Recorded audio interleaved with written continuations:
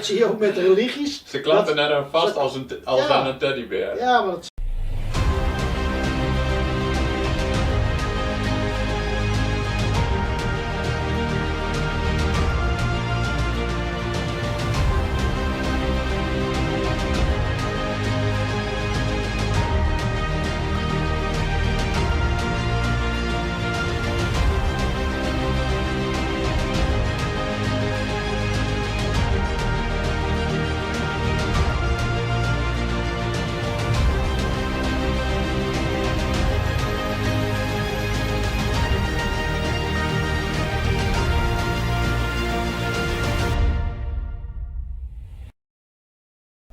Hey there, here we are again.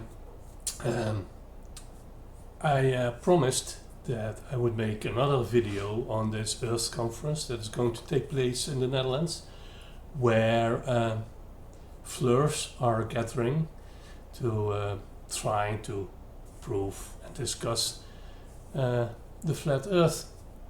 But basically it's just a religious gathering.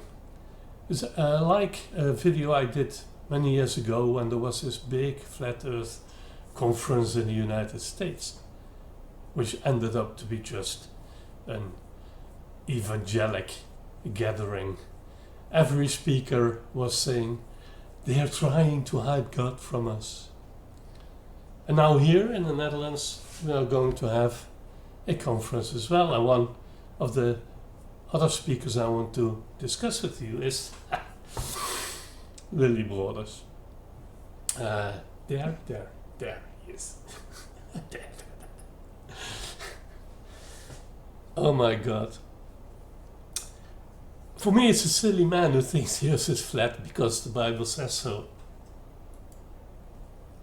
And yes, they have a flat earth conference. I already discussed their Maarten de Boer, a physics teacher who thinks the earth is flat. And the next one is, of course, Willibrordus van de Weide.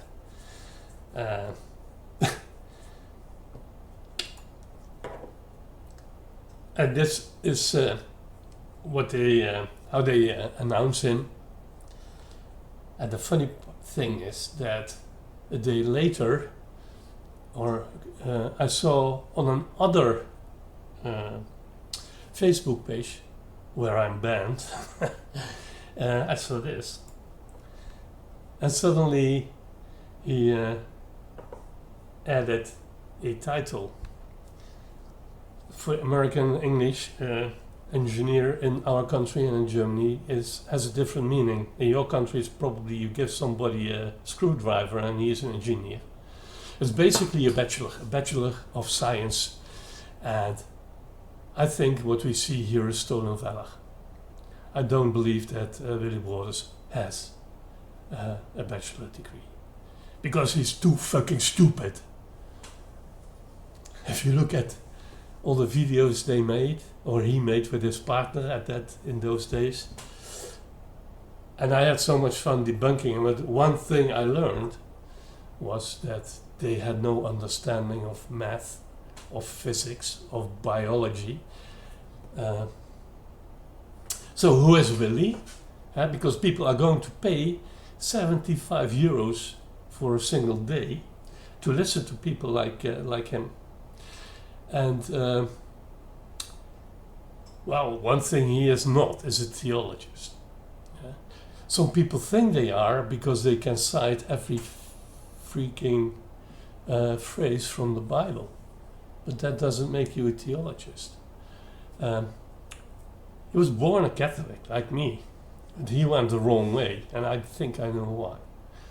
Because at one time he was a Jehovah's Witness, and I think, but I'm on a slippery surface here, I think he went there to escape draft for military service.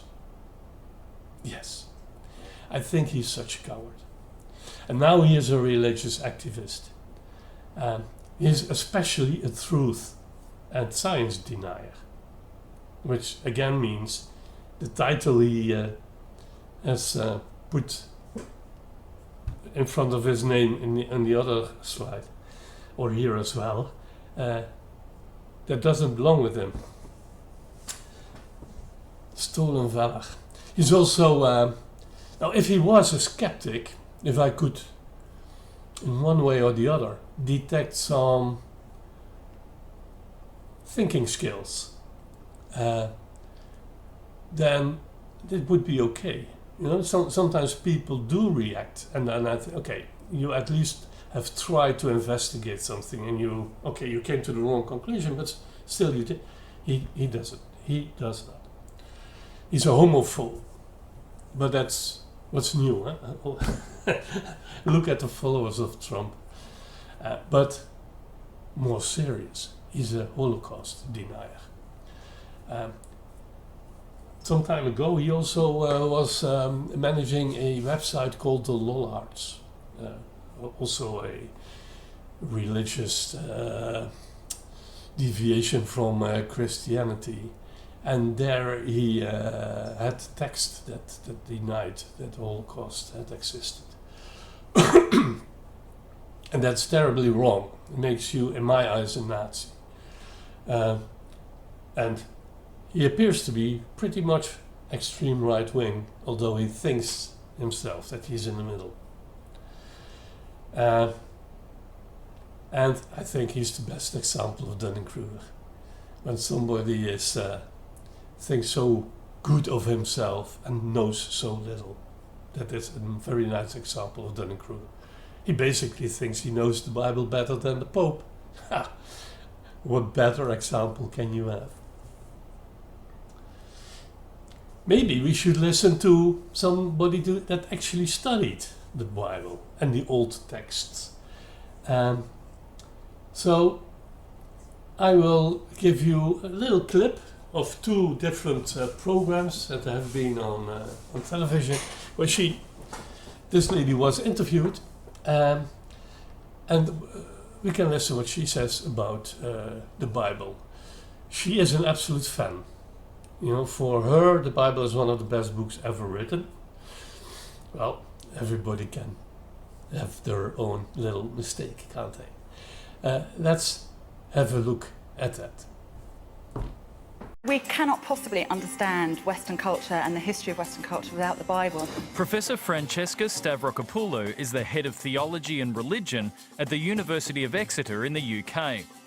She's a renowned biblical scholar who's devoted her life to looking for the historical evidence of one of the world's most important books. But I'm not a fundamentalist who takes every word of the Bible as fact. I think the truth is much more interesting. Would you please welcome Francesca Stavrakopoulou? I can't believe I stumbled on Francesca. What are the odds of that? So we're just going to talk about the Bible, yeah. And I want to learn more about it. First off, who wrote it and when? Some people think that Moses wrote it, which he didn't, because Moses didn't exist. So then you have to think, well, who did write it? And it's basically a collection of different authors from centuries and centuries. So probably with the Hebrew Bible or Old Testament, you're talking about at least 500 years in the making. With the New Testament, you're talking about probably 150 to 200 years in the making. But basically, it was all written by men with daddy issues. As somebody who's studied it again and again, back to front, is it fact? Is anything in there historical fact? Very little, probably. I think one important thing to bear in mind is that ancient writers had a very different understanding of what fact or fiction was from us today. It wasn't written to be a factual account of the past. I don't think that's the way in which these biblical writers understood the past. But as a historian of the Bible, I think there's very little that's factual. King David? No. Moses? No. I'm wondering, why is taking a historical approach to the Bible so controversial? It's controversial because when you do take a historical approach, so look at the archaeological evidence for events or people described in the Bible, it's very hard to find corroborating evidence to support the biblical claims about the past. So once you start saying, did this actually happen or not? So was Jonah swallowed by a big fish? Obviously, no, he wasn't swallowed by a big fish. Was there an exodus from Egypt? No, there wasn't an exodus. So once you start doing that, then you have to start doubting the credibility of all the other claims that the Bible makes. And that's why people get annoyed, because for some reason, people like to think that the Bible's true. Right. No, people like heaps like to think that the Bible really is like, true. Yeah. So that was our Francesca. Now let's go back to our speaker. It is obvious that there is quite a difference between a Dunning-Kruger and a real professor, and they have different ideas. How do I know Willie? Well, Willie made a lot of videos a couple of years ago, and they were really funny, hilarious. And he did it together with 𝙢𝙤𝙢𝙬𝙧. And well, usually in a couple of days after they brought out the video, with all the mistakes and all the straw man and the total lack of understanding of physics and math and what the globe model is all about, I would make a debunking video. And that was fun to do, yeah. But at one point it all stopped. Something came in between. And, well, Jouke got a girlfriend and later married her, I believe. And then they had some real tragic. But they somehow separated, which is not uncommon, because if you're all suffering from Dunning-Kruger, then the slightest difference in opinion on how to interpret the Bible leads to separation. And that's what I tried to say. Is this a guy that is the guy that's going to tell you how things work? What the truth is of the Bible and the flat earth? No, he is not. It's just a guy who wants to be in the center of the attention, and he will do everything to get on wappy channels. Salto TV is a channel where also Mr. Heslinga, who is organizing the conference, has been, where they think that 5G is creating a coronavirus, where chemtrails exist. That's the type of channel, and that's where our Willie was interviewed. And he thinks very high of himself that he is invited. I think he thinks so high about himself that a couple of months ago, after years not hearing anything of it, he suddenly posted under 4 or 5 of my videos. So, out of the blue. And one of the videos where I simply explained that with simple math you could prove that the Earth is a ball, and he would now suddenly react. Beautiful explanation of fiction. Goudsmits sees everything spinning and was at the South Pole as a scientist. Any further Disneyland broadcasts? Also notable his coarse language. Well, go and have a look at the video, but you need to understand Dutch, and there is no coarse language. It's something he accuses me often of, but then basically he's the one who is doing all the ad hominem. So it was, and it shows, it's a silly man who is, how do you call it? Toxic. You know, if he can't win a debate, not on basis of facts, etc., etc. So he will come back with this type of things. Then he says under that same video, the only thing in his infantile video and lecture is the beautiful chair from the 1930s.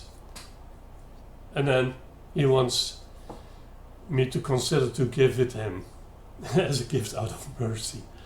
What are you thinking? I think here you see the pathetic and toxic thing again. Basically what he wants to say and what he wants to do is belittle me. Like, look at him, he's having this cheap stuff in his room. We'll come back to that. And then under another video, he said, here he is, our 5-star fallen general, from his attic room, spewing godless propaganda about the flat earth of God. What will be the judgment without your repentance? As a Ukraine insider, I am miles ahead of you who have never lived there. Now, people, I happened to find a video which was mentioned on YouTube when the Ukrainian pilots did a marvelous job attacking Snake Island, and they used the curvature of the earth to get there unseen. That's what the video is about. Basically, it even hasn't to do anything with Ukraine. And if you now look at what he writes, you see how toxic he is, but also how stupid, because whatever he writes has nothing to do with what the video is about. I couldn't care less if you still lived in Ukraine. That doesn't change anything about what those planes, right there, what those planes were doing. my video is mirrored. So that shows how toxic he is, and it shows that he can't even reply on subject. He just wants to do other things. That's trying to belittle me, because I'm in an attic room. You know, what happens? Sorry, I'm going to take a coffee.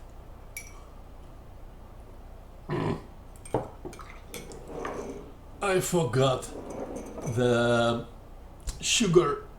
Let's pause.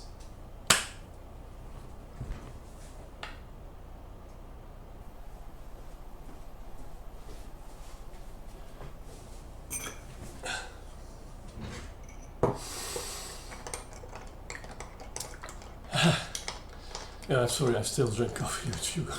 Not much, but I really need it in there, or it doesn't taste at all. So, well, he's trying to belittle me, and I was trying to get a sip of my coffee.